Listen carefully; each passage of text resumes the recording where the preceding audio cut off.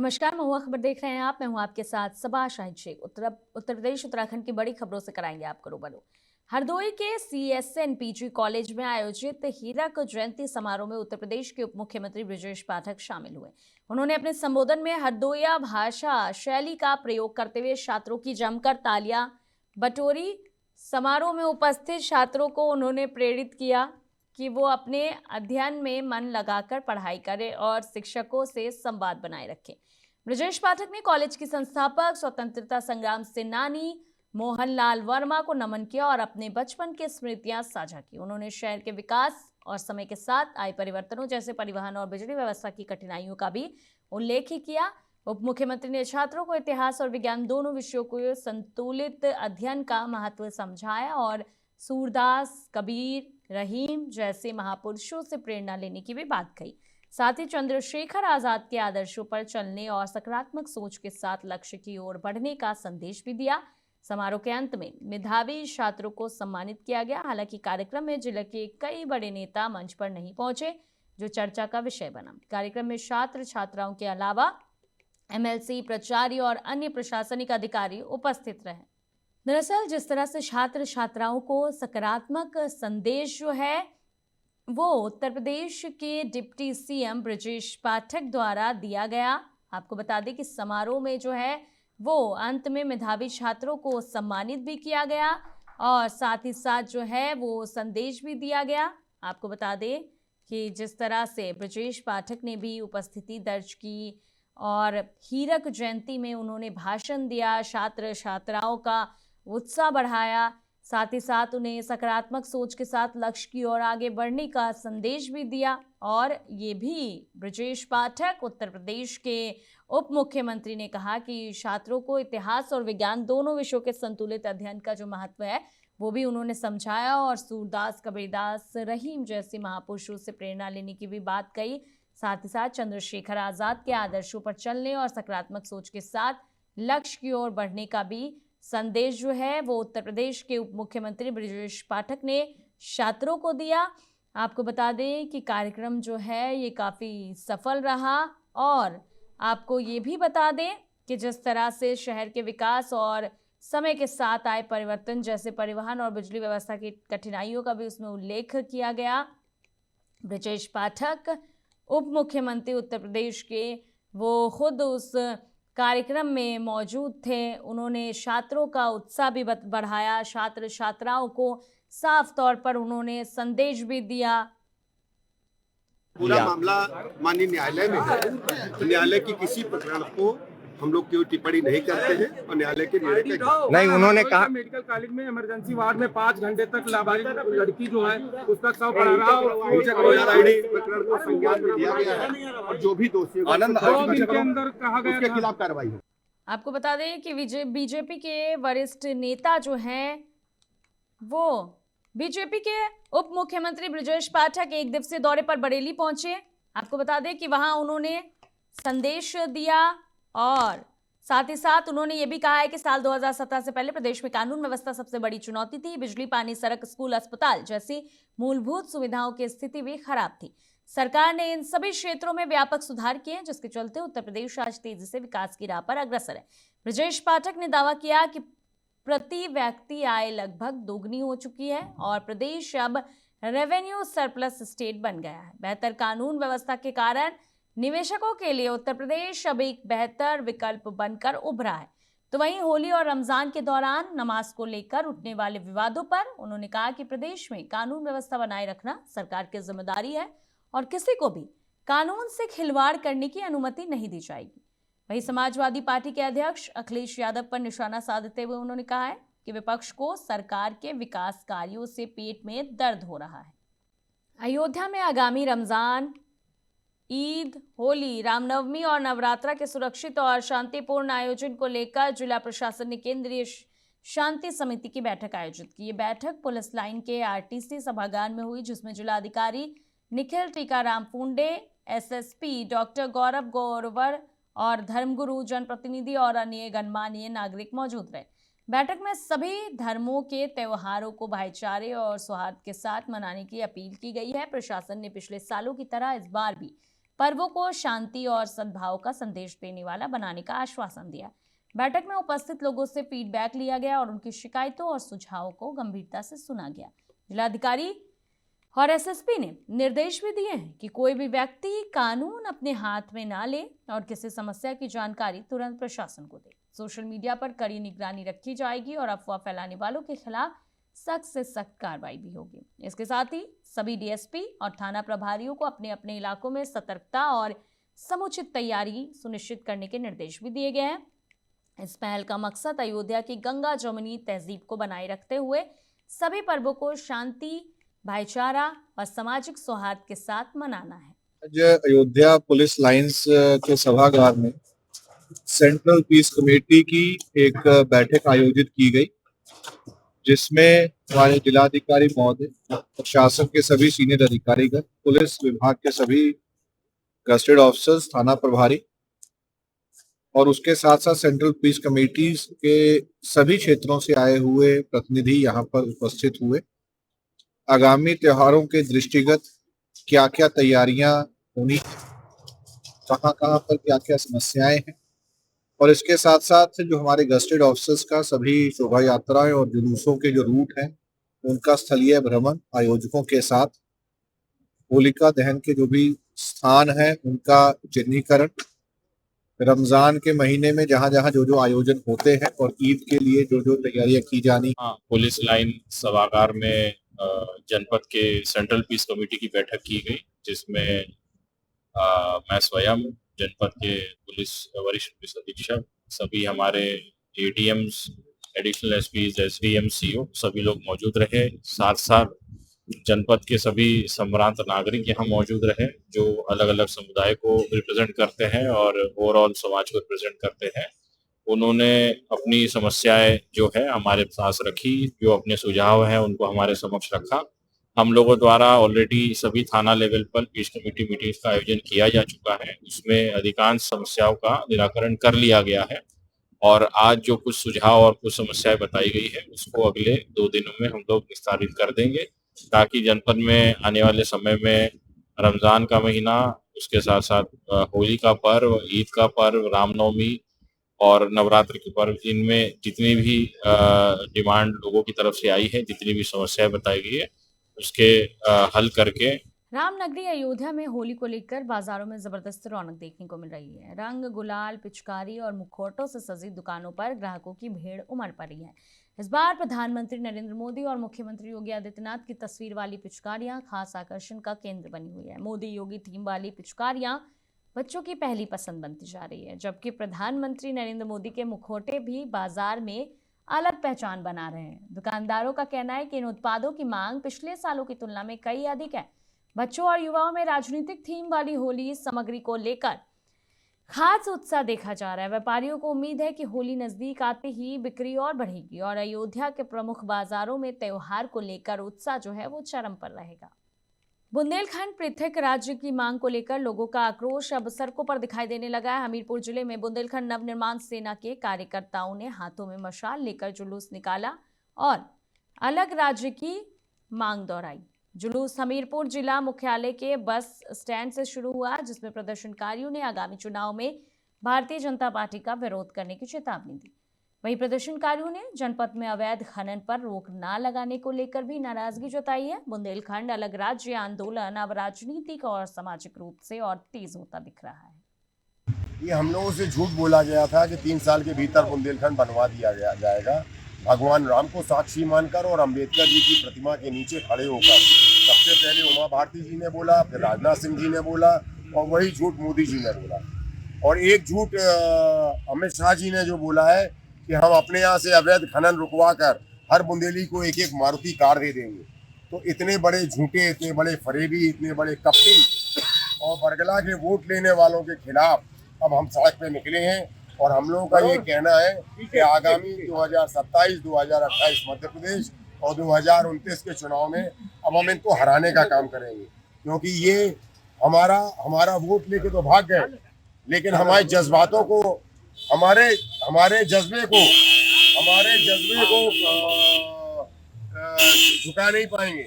हम ना रुके थे ना रुकेंगे, ना थकेंगे, ना बिकेंगे। जब तक बुंदेलखंड नहीं बन जाएगा हम यूं ही चलते रहेंगे। आपका नाम? मेरा नाम भानु शाह है, बुंदेलखंड निर्माण मोर्चा का अध्यक्ष हूँ। देवरिया में उत्तर प्रदेश माध्यमिक शिक्षा परिषद, आपको बता दें कि जिस तरह से ये मामला सामने आया है, देवरिया में उत्तर प्रदेश माध्यमिक शिक्षक परिषद की परीक्षा को लेकर बड़ी लापरवाही सामने आई है। जिला के कई परीक्षा केंद्रों पर उत्तर पुस्तिकाएं समय पर नहीं पहुंच सकी, जिससे परीक्षा की व्यवस्था प्रभावित हो गई है। यूपी बोर्ड की परीक्षा कल सुबह 8:30 बजे से शुरू होने वाली है। दरअसल पहली पाली में जो है वो गणित और दूसरी पाली में विज्ञान का पेपर निर्धारित है। जानकारी के अनुसार जिले में लगभग 44,000 उत्तर पुस्तिकाओं की मांग की गई थी, लेकिन अभी तक ये कंपनियां परीक्षा केंद्रों तक नहीं पहुंच पाई हैं। जिले में उत्तर पुस्तिकाओं के वितरण के लिए जीआईसी स्कूल देवरिया में स्टोर बनाया गया था, लेकिन वहां भी कॉपियों की उपलब्धता नहीं होने से अफरा तफरी का माहौल बन गया। परीक्षा केंद्रों के अध्यापक और प्रतिनिधि सुबह से ही स्टोर के चक्कर काटते रहे और छात्रों की पढ़ाई प्रभावित हुई है। इस पूरे मामले में जिला विद्यालय निरीक्षक शिव नारायण सिंह की कार्यशैली पर भी सवाल उठ रहे हैं।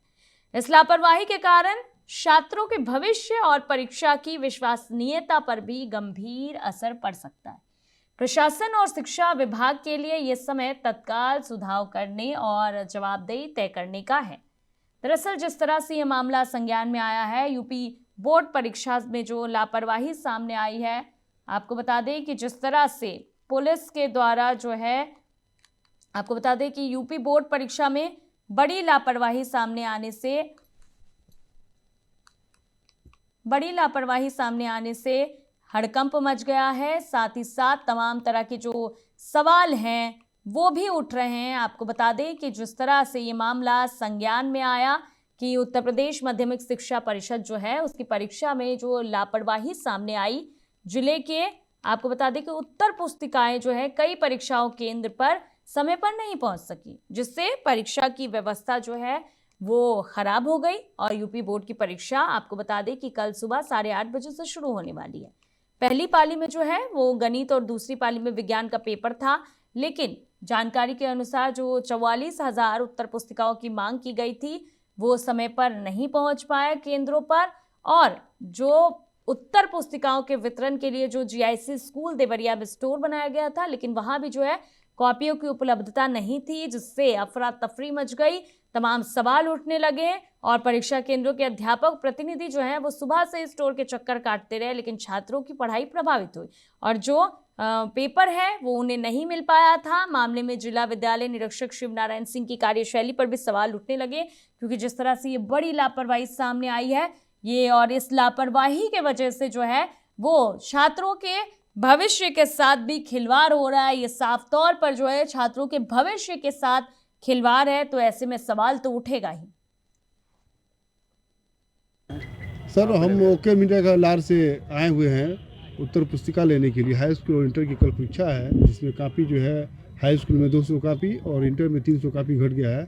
उसी कापी के लिए हम लोग 12 बजे से आकर यहाँ पर खड़े हैं। सर, अभी तक बता रहे हैं लोग कि 5 बजे तक गाड़ी आ जाएगी। 5 बज गया, अभी तक गाड़ी अभी नहीं आई। अब बताइए कब गाड़ी आएगी, कब हम लोग जाएंगे। यहाँ से 50 किलोमीटर दूर हम लोग का विद्यालय है। मान लीजिए समय से नहीं आया तो परीक्षा कैसे कराएंगे? अब प्रशासन की बात है, अब जाने। हम तो अब अपना काम कर ही रहे हैं। नहीं, परेशान नहीं रहेंगे। बोर्ड सेक्रेटरी से हमारी बात हुई है और बोर्ड सेक्रेटरी ने तुरंत आश्वासन दिया है कि हम अति शीघ्र ही भेज देंगे, और भी कापियों की जरूरत हो तो तुरंत हमको वो मेल करें, हम तुरंत कापियाँ भेज देंगे। कापियाँ पहुँच जाएगी। कितनी कापियों का डिमांड हुआ? 44,000 की कापियों की डिमांड गया है। हाई स्कूल का 22,000 और 22,000 इंटरमीडिएट के लिए। लेकिन सर शाम को 6 बजने वाले हैं, सवेरे 7 बजे एग्जाम है, कापियाँ अभी पहुँची नहीं है। तो हमारे आधे घंटे 45 मिनट में कापियाँ आ जानी चाहिए। गोरखपुर से जब हो गया है तो मेरठ पुलिस ने NH-34 पर खेत में मिली महिला की हत्या का खुलासा कर दिया है। 21 फरवरी को भगवती फार्म हाउस के पास महिला का शव पड़ा मिला था। मृतका की पहचान अर्चिता अरोड़ा के रूप में हुई। हत्या पैसों के लेन देन के विवाद के चलते की गई थी। मुख्य आरोपी होटल संचालक चंचल कुमार उर्फ बंटी ने अपने 3 साथियों अरविंद, संदीप और विवेक के साथ मिलकर अर्चिता की हत्या कर दी। आरोपियों ने जो है वो कंबल से उसका मुंह दबाया और शव को क्रेटा कार में रखकर हाईवे के पास खेत में फेंक दिया। पहचान छुपाने के लिए उन्होंने मृतका के चेहरे पर तेजाब डाल दिया। पुलिस ने घटना का पता लगाने के लिए 500 सीसीटीवी फुटेज खंगाले और हत्या में इस्तेमाल की गई कार, कंबल और तेजाब की बोतल भी बरामद की। आरोपियों को गिरफ्तार कर कोर्ट में पेश किया गया और उन्हें जेल भी भेज दिया गया। इस मामले में मेरठ सुरक्षा और अपराध जांच के महत्व को दोबारा सामने ला दिया।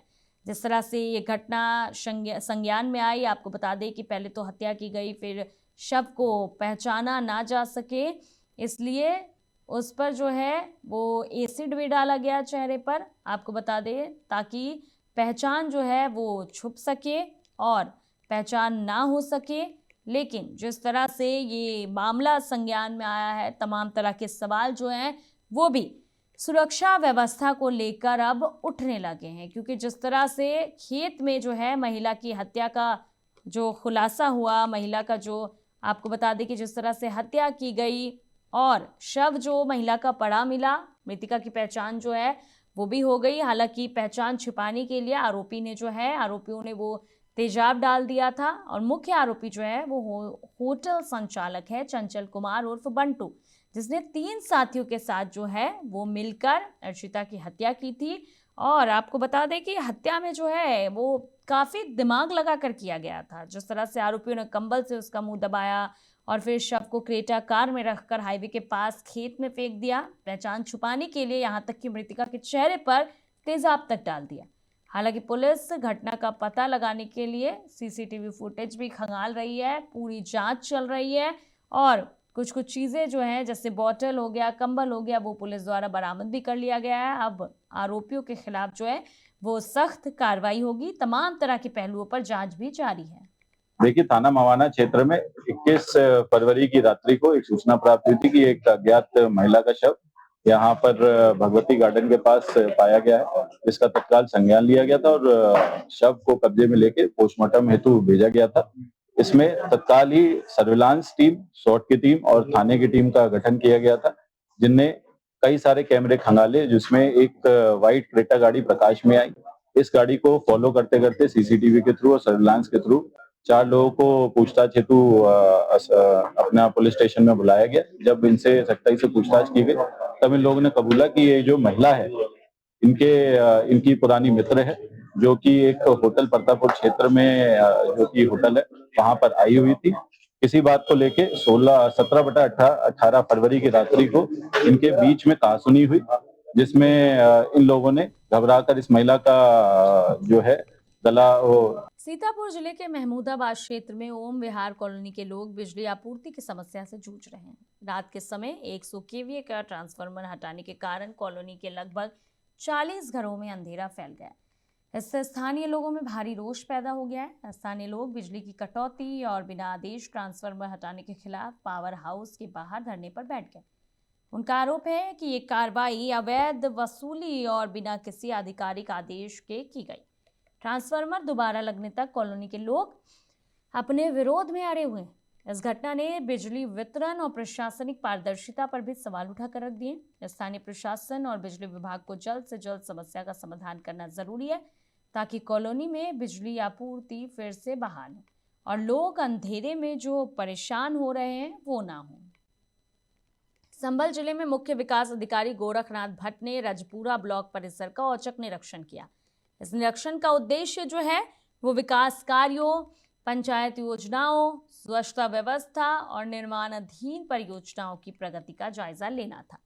कार्यालय में उन्होंने विभिन्न योजनाओं के अभिलेखों की जांच की और प्रगति रिपोर्ट का विस्तृत अवलोकन भी किया।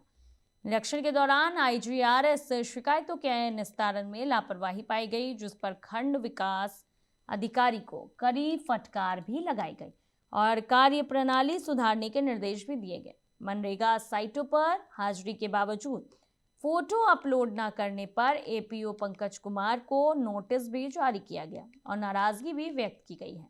तो वहीं मुख्य विकास अधिकारी ने सभी अधिकारियों को स्पष्ट किया कि किसी भी योजना के क्रियान्वयन में लापरवाही बर्दाश्त नहीं की जाएगी। उन्होंने अधिकारियों को पारदर्शिता और जिम्मेदारी के साथ काम करने के निर्देश भी दिए, ताकि योजनाओं का सही समय पर जो लाभ है वो जनता तक पहुंच सके और प्रशासनिक कार्यशैली में सुधार भी हो सके। पूरा विकास खंड का निरीक्षण किया गया। खंड विकास अधिकारी तथा ग्राम पंचायत विकास अधिकारियों को निर्देश दिया गया कि शासन की प्राथमिकता पर जो भी IGRS या अन्य शिकायतें प्राप्त हो उसका मौके पर जाकर के गुणवत्ता पूर्वक निस्तारण किया जाए। मनरेगा में प्रत्येक ग्राम पंचायतों में काम चलाया जाए। बीजी राम के माध्यम से सभी श्रमिकों को जागरूक किया जाए, जिससे 1 अप्रैल से बीजी राम जी के माध्यम से हम नई योजना को प्रारंभ कर सके।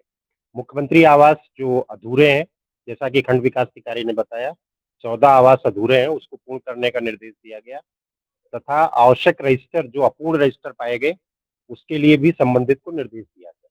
33 लोगों की आज हाजिरी लगाई गई, उसमें फोटो अपलोड किए गए थे। उसमें संबंधित रोजगार सेवक के विरुद्ध कार्रवाई करने का निर्देश दिया गया है और संपूर्ण जांच के लिए उपायुक्त श्रम रोजगार को निर्देश। T20 वर्ल्ड कप खेल रहे भारतीय क्रिकेटर रिंकू सिंह के लिए दुखद खबर आई है। उनके पिता खानचंद सिंह, जिनका लंबे समय से स्टेज 4 लीवर कैंसर का इलाज चल रहा था, 27 फरवरी को ग्रेटर नोएडा के यथार्थ अस्पताल में निधन हो गया। ये खबर टीम इंडिया के जिम्बाब्वे के खिलाफ करो या मरो मैच में 72 रनों से जीत के बाद सामने आई। रिंकू सिंह इस कठिन समय में परिवार के साथ हैं और अपने पिता के अंतिम संस्कार में भी शामिल होंगे। आपको बता दें कि अलीगढ़ जा रहे हैं वो लोग। खानचंद सिंह की लंबी बीमारी के दौरान उनके परिवार ने पूरी कोशिश की कि उन्हें बेहतर इलाज और आराम मिले। रिंकू सिंह ने अपने पिता से जीवन में मिलने वाली प्रेरणा और उनके आदर्शों को हमेशा याद रखा। इस समय रिंकू सिंह और उनका परिवार गहरे शोक में है। फिलहाल के लिए इतना ही। खबरों का सिलसिला महुआ खबर पर यूं जारी रहेगा। देखते रहिए महुआ खबर। नमस्कार।